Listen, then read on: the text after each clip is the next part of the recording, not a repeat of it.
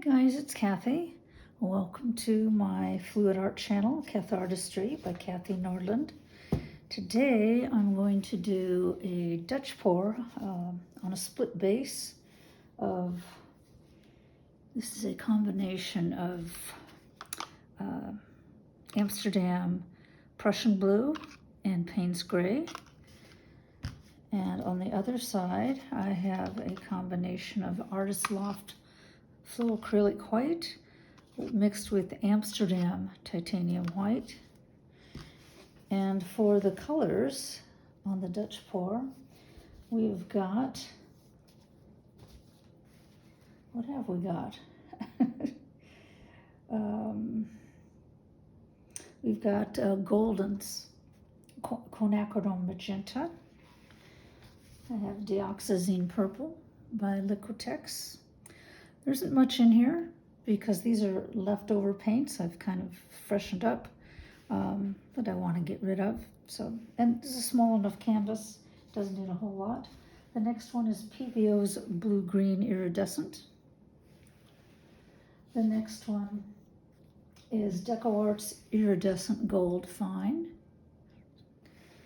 And the last one is Grumbacher's, not pronouncing that right, Thalo Green.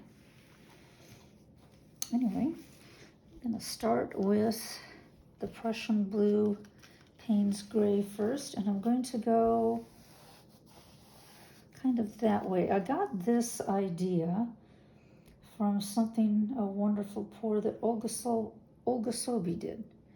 And I really like her. She just does some wonderful, innovative things. And anyway, I liked this setup that she did with this type of shape. You can use it for anything. I did one earlier, well, was it last year, I think,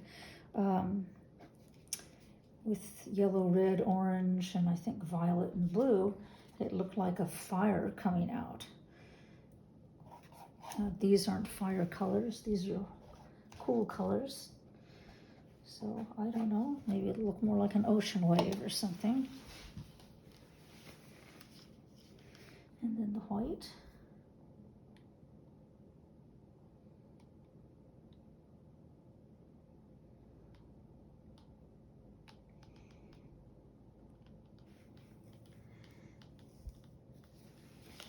This is just fun stuff.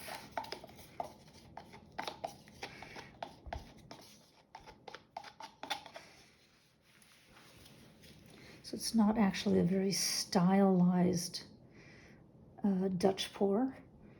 You know, it has these beautiful like little wave lines. This is kind of like I want to say it's just a Dutch blowout. But it does have, you know, these lines to it that'll kind of guide the shape of it. Unlike just pouring it all over the place like you might in a Dutch chaos pour, which I do love those. Oops, got some blue in there. It'll be okay.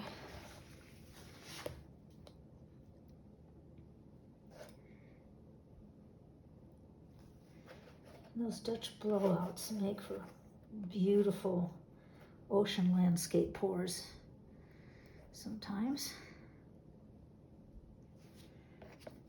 Just covering the edges here. I did paint white and blue on the corners ahead of time, as you can see, just to make sure that they would be covered. Okay. I think we got it there. Looks good. All right.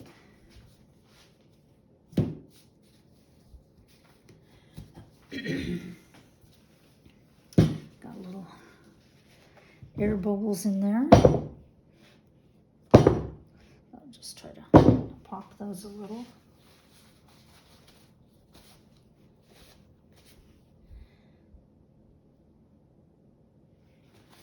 Gonna need a torch, I think, to get everything.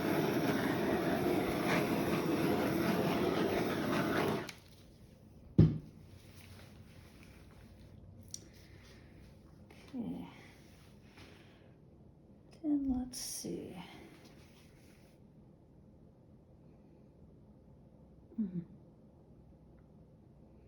Oh, a little something there.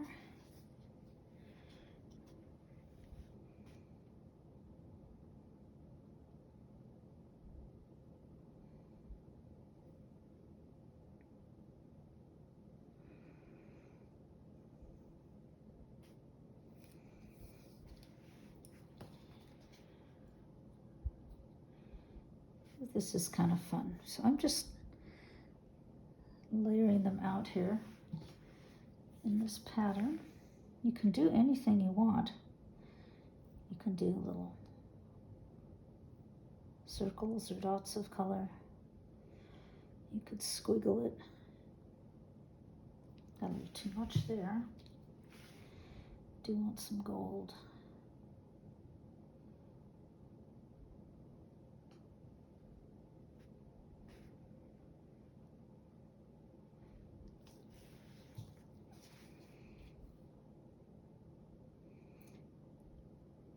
And some little dots of green.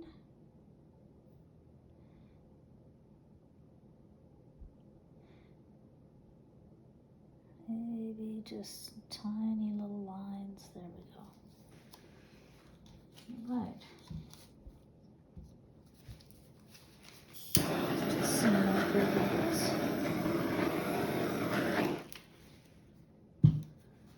Right, so I got my little pinky dryer here. And I'm just going to blow this out.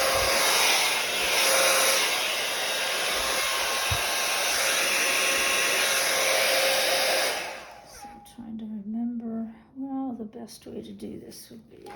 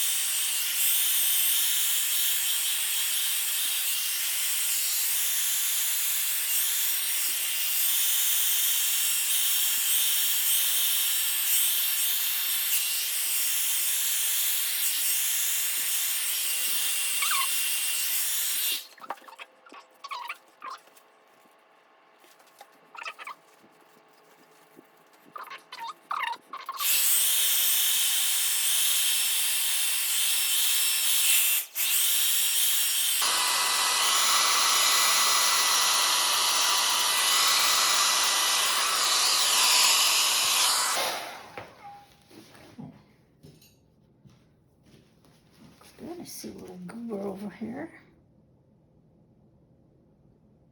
Get rid of that.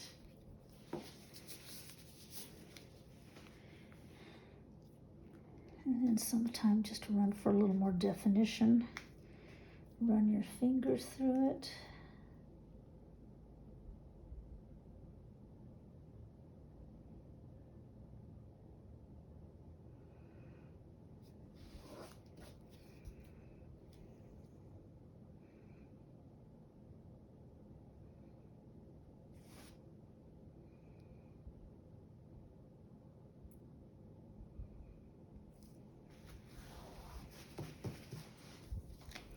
That's pretty. Not a traditional Dutch pour, obviously, but I love the colors. I love the lines in it. It's looking pretty good.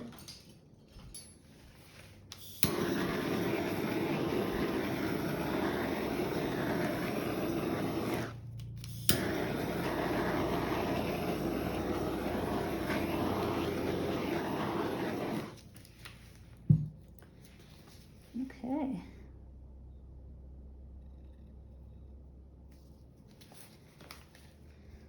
Just looking for any more definition I could add, any little lines to fix up.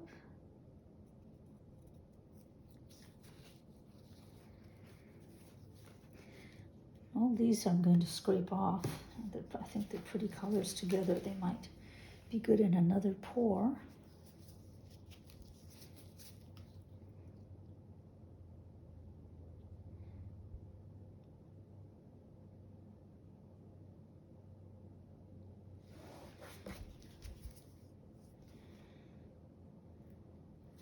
It's a little nerve-wracking to stick your finger in the paint and do that, but it makes a nice line there that, and then the paint settles in later, as you can see after I do that. I've got a little bit of cell action here. I mixed everything with Floetrol today because I wanted a little bit of cell action, not a whole lot, just enough for some interest.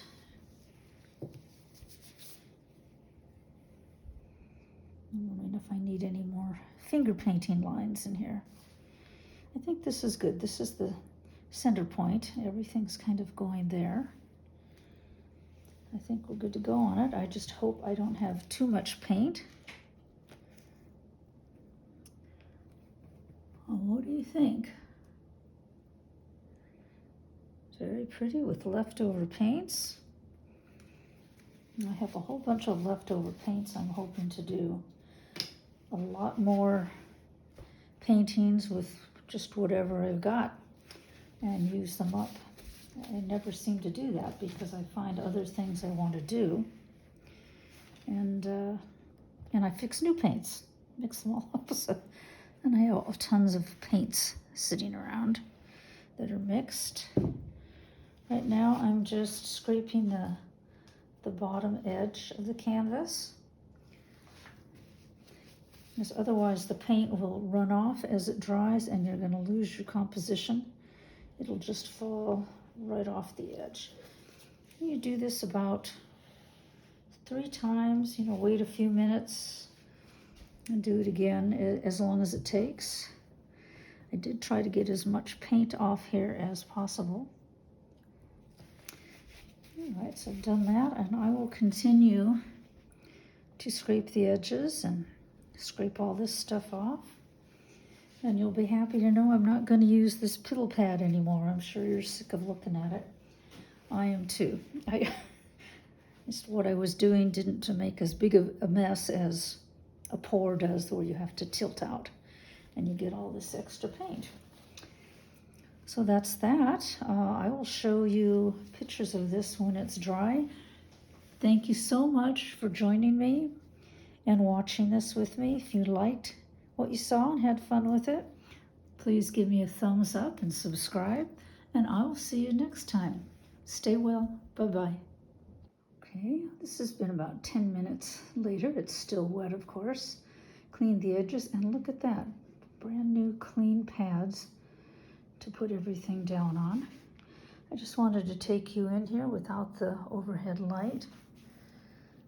So you can see there's the cell action there.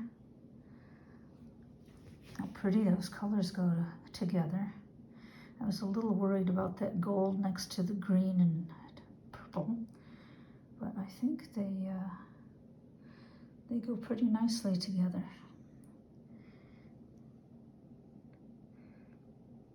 I love that that teal color came out from mixing the Prussian blue Payne's gray with the Pebeo Iridescent blue-green. I did a little bit more finger painting just to bring a little more interest to, it's not quite center, it's off center, to bring a few more lines back in this way. I love how this looks like it folds over. Very pretty. All right, so there you have it. Thanks for joining me once again, and I will be back shortly with a view of this when it's dry. Take care. Bye-bye. All right, so here this is all dry. I haven't varnished it yet, but I'm happy with it. The colors are so vibrant and beautiful. I just love it. The composition itself isn't really anything like Olga Sobe's. I didn't get that nice wave action like this that she had, but there's still some movement in it. It looks good. It's just different. It doesn't have to be exactly like anybody else's, and it shouldn't be. Anyway, once I varnish this, that gold and the metallic blue-green is all gonna just pop.